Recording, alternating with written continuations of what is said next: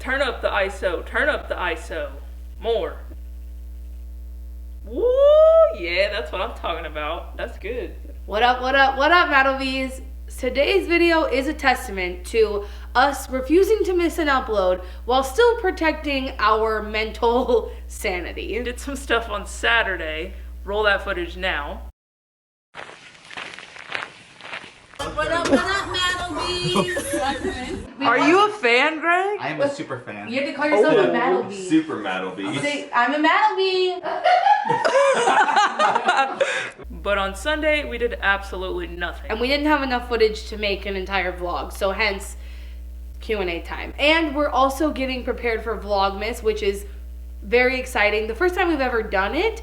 And so basically you're gonna get one more vlog after this, and then it's go time. Yeah. So taking a little bit of a chill pill to do a Q&A is good. And you guys seem to like these. These are some of the best performing videos on this channel. So here we go with your questions. I try to keep questions that are kind of the same theme together. So I guess we'll run out the gate with questions related to like marriage. And there's a few of these. So the first question is, did getting married change your relationship at all? I think that's an interesting question. I'd love to hear if you watching are married and if that changed your relationship, and also what your relationship was like before you got married, because for Madison and I, we lived together. We split all of our bills. We did everything together. And so personally, I don't feel like marriage changed anything. How did y'all adjust your finances after marriage? My spouse and I are figuring it out. Again, I don't think our finances changed after we got married. I am on her health insurance, which I was technically before, but only like a couple months before we got married, so that's different. I think that's it. Madison and I have very different incomes. We have very different spending habits. We both have very different problems surrounding money, like just like how we want to manage it and what we're okay with and what we're not. So we still both have completely separate bank accounts. We have bank accounts that are combined. We split certain bills and I cover all of other bills. So, but it's always been that way since before we got married. I don't think marriage specifically changed any of that. Best part about your trip. If you don't know what that's in relation to, we actually just went on a grand tour of the Northeast. It was crazy. We went to like Washington. We went to, we went everywhere. We went to so many places. I'm not Names one place, so many places. I'm not gonna list them all. You all can watch the videos on them if you missed them. My favorite part about the trip, hands down, was getting to meet you all in DC. I know that's super cheesy, but I'm a really extroverted person and I've been working from home for like 2 years, and we were just surrounded by so much love, and DC was pretty cool getting to ride around and see monuments to the presidents and stuff like that. So DC, hands down, meeting you all. That was also like one of the first things we did. And I guess I can't pick the same thing. So if I had to pick something else, I really like experiences, and when I think about the experiences we had, there's like 3 that come to mind as my favorite, but it's a lot of it is between 11 Madison, cranberry picking, or touring the cranberry bog, and the experiences we did with Robert where we did like the glass blowing and the maple syrup like tour or whatever. So yeah, I just like doing those types of things. We're gonna keep all these travel related, so I'm gonna go again. And the next question actually is, what was your favorite meal from the trip? Hands down, 11 Madison. I really enjoyed their food. It was really cool how like a fine dining restaurant was able to spin plant-based food, and it was just so different and so unique. So that was definitely my favorite meal. I loved the experience at 11 Madison, but I didn't like the food. Yeah. Like I was not, I'm a basic ass bitch. Like my favorite foods are like the most basic things. The meal I honestly think about the most from our trip is the one that was from the Latin American food place. Cocina del Sur, I think it's called. Oh yeah. And that just kind of shows how basic I am, that like a tofu rice bowl was my favorite thing the whole trip. So this question is, what are some of your travel struggles? Which I should have thought ahead of time to try to think of things to tell you. I try not to be ignorant when I visit a new place, and like try to not judge a place based on things you've heard or seen in movies. And that's something that like is really, I try to strive for. But in New York, a story we didn't vlog and haven't told on the internet is someone threatened to kill us on the streets of New York. which was very like, oh, we just had like a real New York moment. And we were leaving Times Square, and in Times Square, I don't know if it's because of the people, the buildings, the radiation from all the lights, like just there's a lot happening, and I really didn't have signal. So I was like, let's walk a few blocks, and then if we need to get a lift, like we can get it from over there. And Madison is always walking behind me, never beside me. She's always, I don't know. And this dude, I hear him passing by on his bike, and he was like early 20s for sure, if not like late teens. And he goes, hey, where's Broadway? And I literally, like, I'm just tuning you out because, like, I was trying to find the lift that we had ordered. I couldn't find it. And I just, like, and also if I don't know you, like, don't talk to me, but that's a whole nother story. And I don't answer him, and he literally takes his bike, cuts me off, and gets in my face and is like, hey, where's Broadway? And I was like, I don't know. And he goes, dude, if someone doesn't tell me where Broadway is right now, I'm going to get out my gun and start shooting people. And I was like, again, literally like in my face. And I just said to him, I don't know where Broadway is. And he goes, whatever, get the fuck out of my face. And like leaned back so I could walk past him. I later learned that we were standing on Broadway. And so that was a scary experience. And I think, yeah, just my struggles are always, I have a bit of paranoia. It quite literally runs in my family. Like, it was really, really bad with my grandma. It got a little bit better with my mom, and it's gotten progressively better with me, but still, like, it's hard for me. I always am worried about things like that happening. That's my travel struggle. Madison says she has no struggles about traveling, but I think the biggest struggle for Madison is she never knows what's going on. She doesn't plan things. She just kind of goes with it. So we get somewhere and she's like, oh, or we do something, she's like, what? That's Madison's constant travel struggle. How do you balance work and vacationing at the same time? Oh my goodness, let me tell you. It can get challenging sometimes, for sure.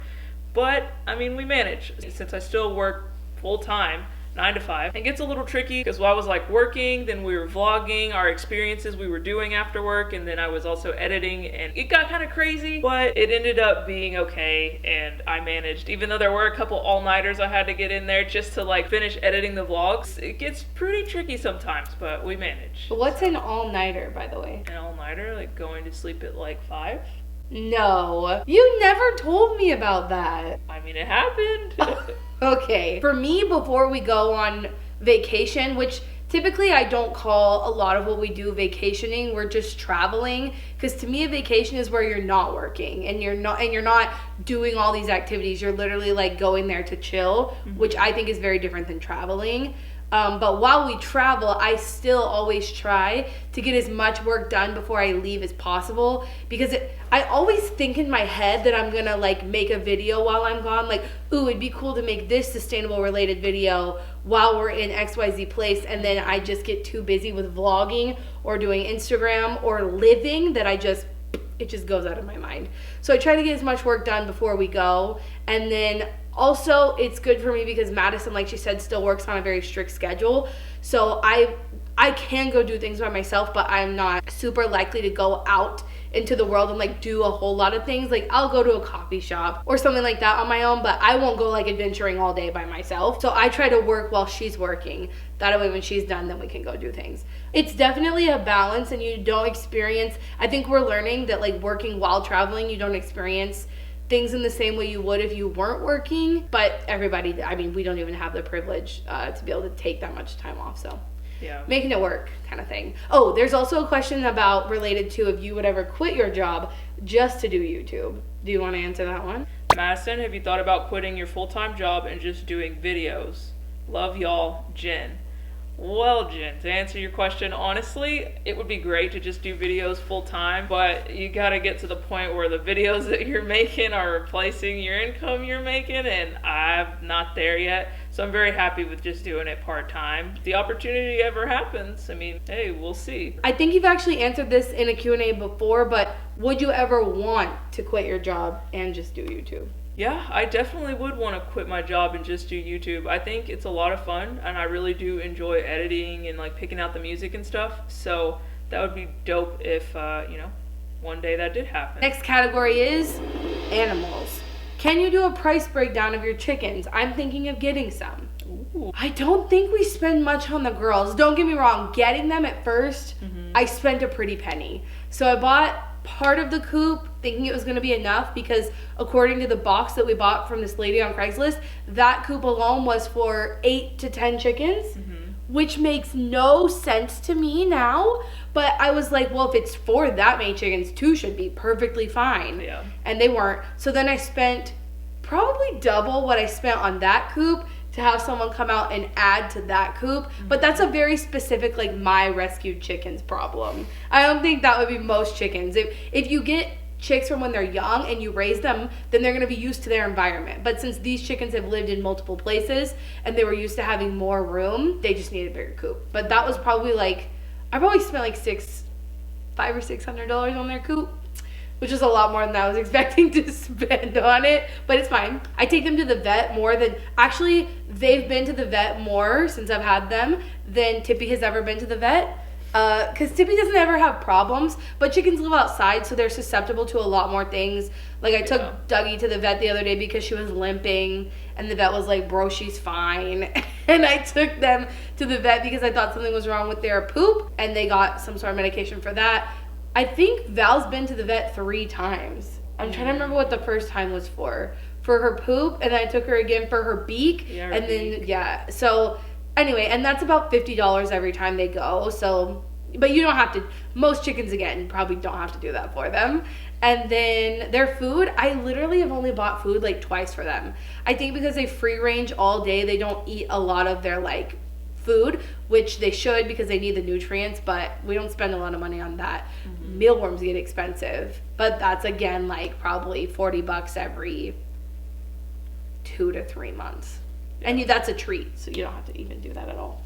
So they're super, super affordable to maintain once you've got them set up. In the same category of animals, we get this question a lot, but would y'all ever want a dog? I want you to answer this. I think I could maybe, even though the idea of like them chewing stuff up and pooping, and you guys know I'm not too fond of pets. I probably wouldn't have a pet, but Shelby wants more pets. Yeah, we've kind of tossed around the idea of maybe getting a corgi like down the line. Hey, we'll see what happens. I could want a corgi one day and not the next day, so.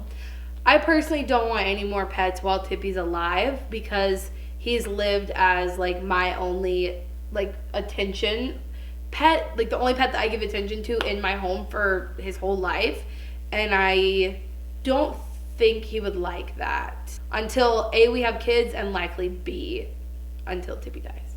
And the other question that's in the animals category is, does Tippy ever eat plants, and what are my tips to get my animals to not eat toxic plants?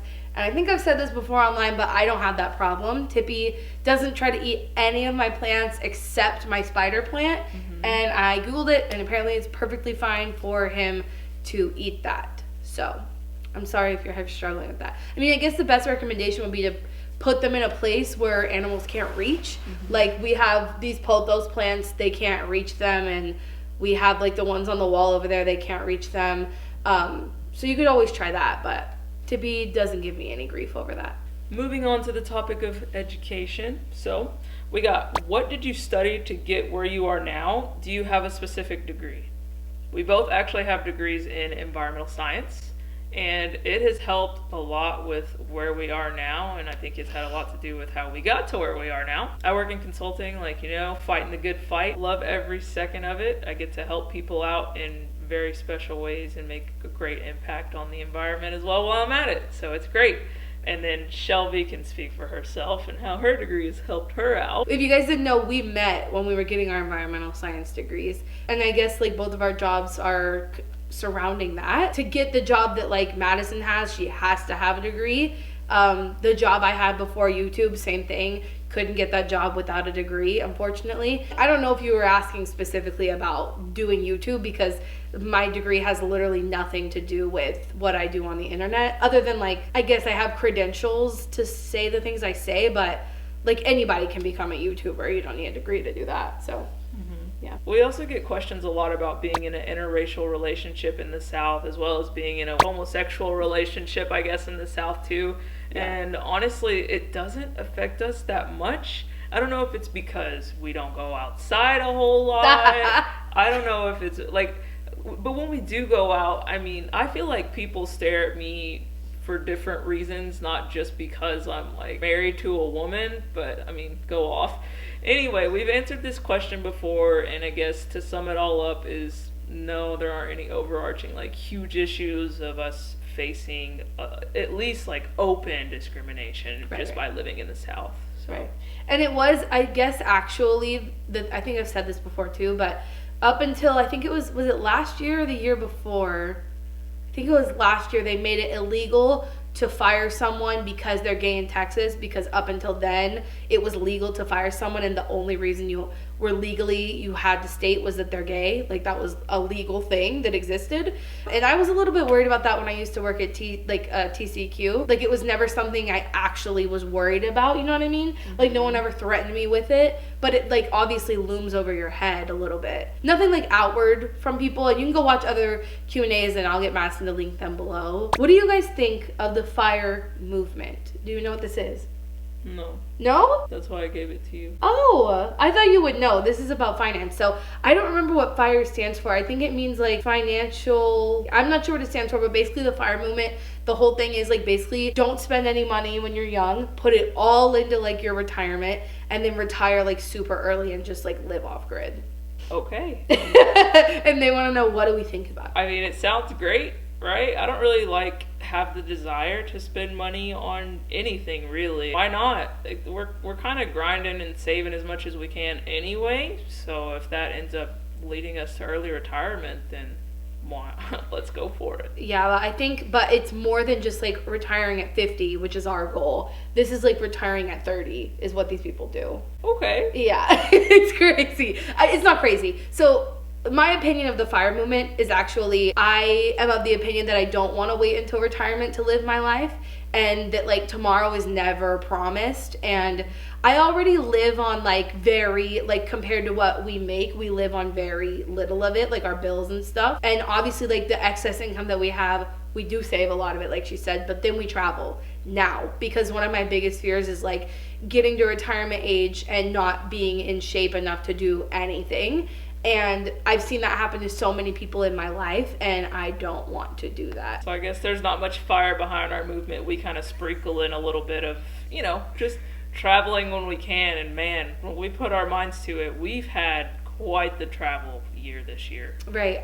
Crazy. I've probably seen more of the country than my parents have in their, you know, their retirement age. Mm-hmm. And I take a lot of pride in that, and I don't want to wait until, I mean, if I had started the FIRE movement when I was 20 with the intention to work 10 years and retire, maybe I would be in a different mindset. The last category of questions all revolve around things that we've shared with you guys about our life plans that we probably shouldn't have, because when you share plans on the internet, people are just expecting you to achieve them, right? Like, you set out like 3-year goals, 5-year goals, 10-year goals, and people ask, so we answer, but plans change. Like, our lives have changed. Our lives look completely different today than we thought they would 5 years ago. And so you guys might be confused about what our whole like life plan is, and that's what these questions are. What does yours say? Mine say, did your moving plans change? That's one question. The next question is, plan to keep rent current home when you move? So much love into the backyard to lose it. Yeah. So the questions are all revolving around, let me just lay out the original plan that I think the internet knows. You can break in here at any point. Okay. Originally, when we left Austin, we could not afford a house that we would have been happy with there. So we decided we'll move to San Antonio for that reason, in addition to the fact that my sister was going to school here and it made financial sense to have her live with us. That I still think that was a smart move we made, but the plan was always for this house to be temporary. When we bought this house, we knew this was not our forever home. This is not where we're gonna have kids. We always wanted to move back to Austin. So when people leave comments like, are you guys gonna leave the house after all the work you put into the backyard? We did all of that knowing this was not forever. Well, I mean, that's spot on. We always knew that it was in our plans that we wanted to experience San Antonio. Financially, it made more sense. And I mean, our house is just stunning compared to the garage apartment we used to live in. Right. Welcome to our home, Tippy and Shelby. Tippy just got to take off his Christmas sweater, so he's very thankful for that. And welcome to Cribs. This is Shelbi and Madison edition. All right, where to start? This is our living room, dining room, and kitchen. We got the one couch, the table here that folds up into also our dining room table. All right, come over here. Then we've got this piece of trash. Literally came out of the dumpster, and Madison decided to hang it in our house. Turn around so you can see all the cute stuff in the house. Here is what Shelby decorated. Of course, much more beautiful. Here is the kitchen. Come on, Cribs.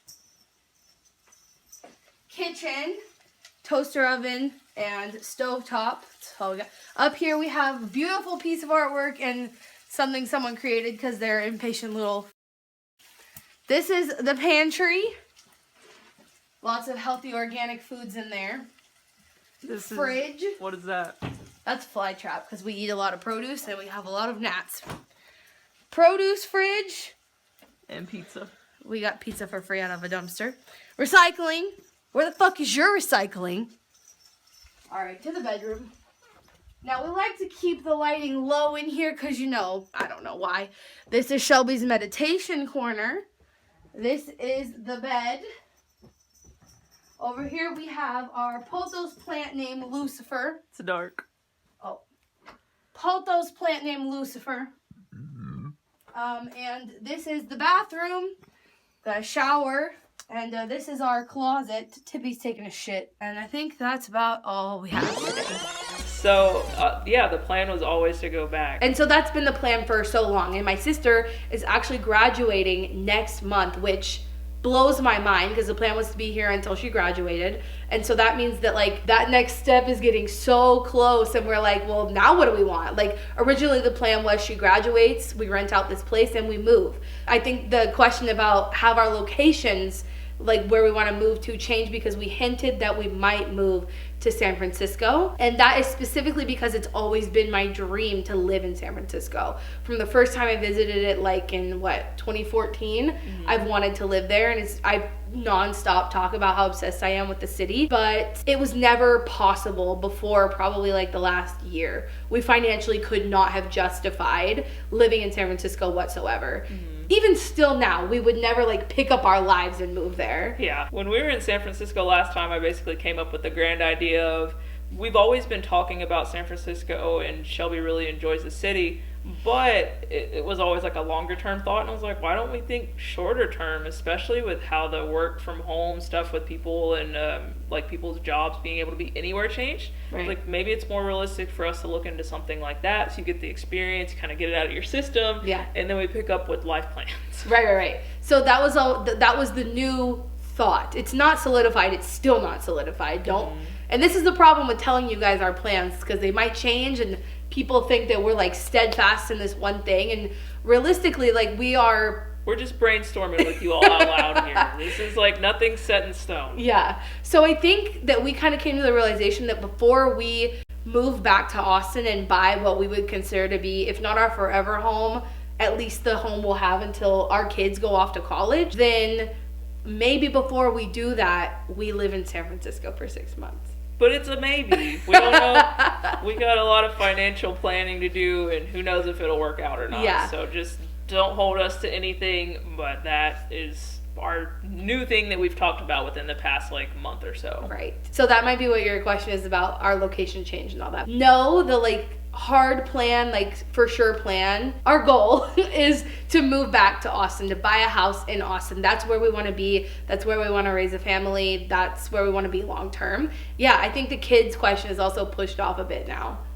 because originally our plan was to have kids within like the next year, and I think that we actually talked about it recently, and that's no longer the plan. So yeah.